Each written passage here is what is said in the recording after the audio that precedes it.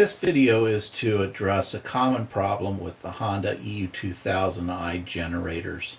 This may apply to the 1000 and possibly their larger units, but we'll just discuss this particular model. I own two of these generators, and I've had them for close to 10 years now. They operate very well, except that I have a problem with the carburetor being gummed up with stale fuel. If you don't run these things a lot, the fuel tends to evaporate out of the carburetor float bowl, and it just leaves all kinds of varnish deposits, and then the thing doesn't run right. Either you have hard starts, or when you do start it and you run, you have to leave the choke in like a halfway position just to keep it running correctly. And this is all just because of varnish and gunk building up inside the fuel system. Gasoline does go stale, and with the newer fuels, they tend to go stale more often. I even add products like Stable. I've used that. There's another product called Seafoam, which, that does help marginally, but to me it doesn't seem to help the varnish problem. So the problem is how to allow the generator to run out of fuel and drain the float bowl so this problem doesn't happen. I mean, the way the system is designed here, it's not possible. The on-off switch has two functions. First, it is a petcock, which turns the fuel on and off, and it is also an electrical switch turning the engine on and off. The problem is when you start it and it's in a run position, the fuel is flowing around, but when you want to shut it off, it shuts down the engine and it closes the petcock. So all the fuel is still primed in the system, and the carburetor is full of gasoline.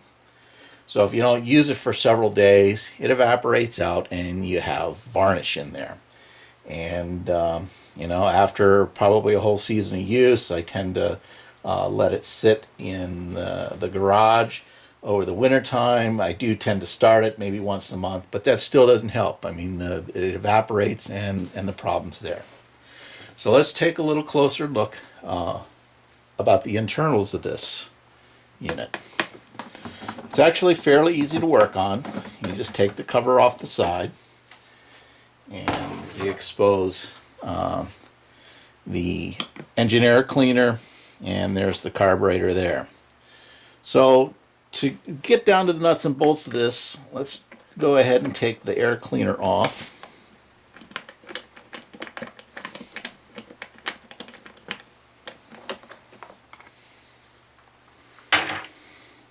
And inside you have the standard foam and this little thing here. So in order to take this assembly off, it's fairly easy. There's a screw down in here, here, and here.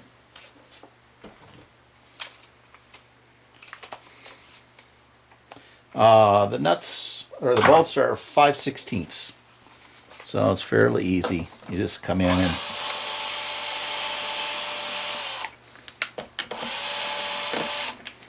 take the screws off. There's one there and two up here.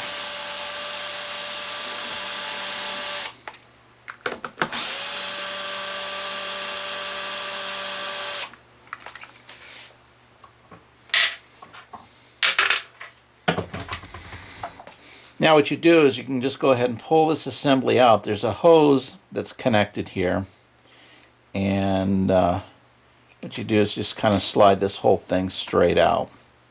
Be careful, there's a couple of aluminum sleeves in here which may either stay on the carburetor bolts, or they may stay in here or possibly fall out. You just don't want to lose them. So you just kind of pull this out and you can just disconnect this hose, and then that's free. Now you'll be able to see the internals a little bit better, how this thing works. So I'll describe the way the fuel system works. You have a 1-gallon tank that basically the hose runs down to the bottom and to this switch over here, the petcock. And then it runs out and comes back up into this kind of disc-shaped unit up here. That's actually a fuel pump. And I've just kind of figured out for myself this is a diaphragm fuel pump. And the way this works is this is a vacuum line.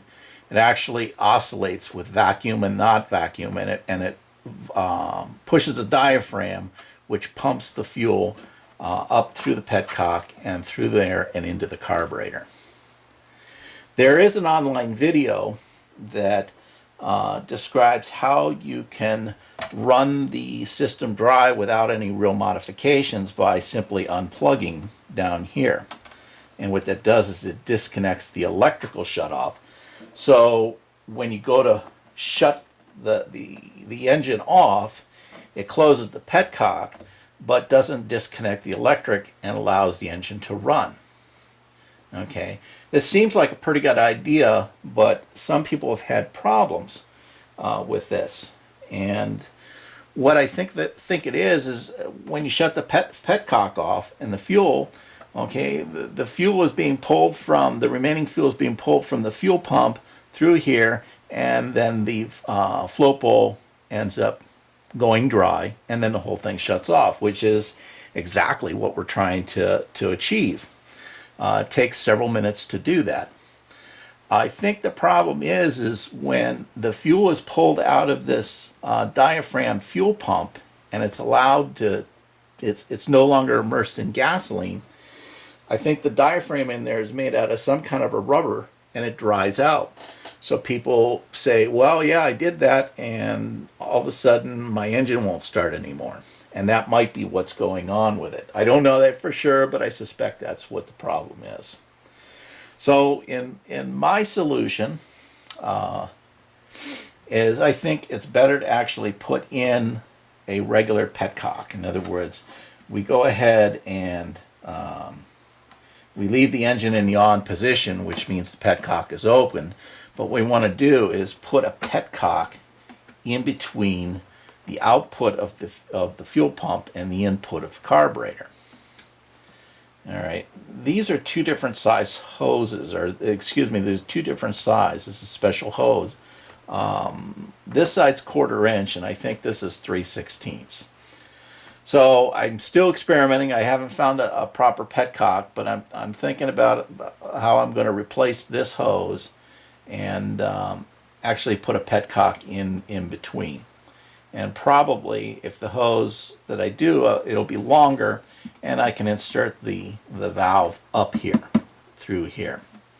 That way, by shutting this off, it'll drain the fuel from this side in, including the float bowl, and that's the desired effect. But this would also allow the fuel pump to still be full of gasoline and not have that dry out condition where it may be causing the pump to fail. So that's what I have. I haven't actually done this. I just kind of was putting it out there, see what people have to say in their comments, and whether or not anybody's actually tried this idea. But it's pretty clear I have to do something, because I'm constantly, it's like once a year I have to take this whole carburetor apart and clean all the gum out of it. And like I say, even using products like Stable, even though it helps, it doesn't cure the problem. So any comments or suggestions, go ahead, free to post them down below. Thanks. Yeah, just one quick addition to this video, because I'm sure it's going to come up in the comments that they'll say, well, why don't you just open up the valve in the bottom of the flow pole and drain the gasoline out? Yes, that's actually an option. It's relatively easy to do. But the thing is I really don't want to be spilling gas out the tube. You know, it's kind of inconvenient to capture the gasoline, and it's just easier I guess just let it run on the ground. There isn't that much there. I just don't want the hassle of opening up the unit and having to use a tool to go in there and open this valve so the gas can drain out. I suppose that's good for the end of the season, But like I say, I tend to use my generator, in the summer months. I just don't want to have to do that every single time, because if you don't drain it right away, within a week, this is dried out, and you got deposits building up there. So I just still want to use the petcock idea, and not have that hassle of opening up the unit. So that's all.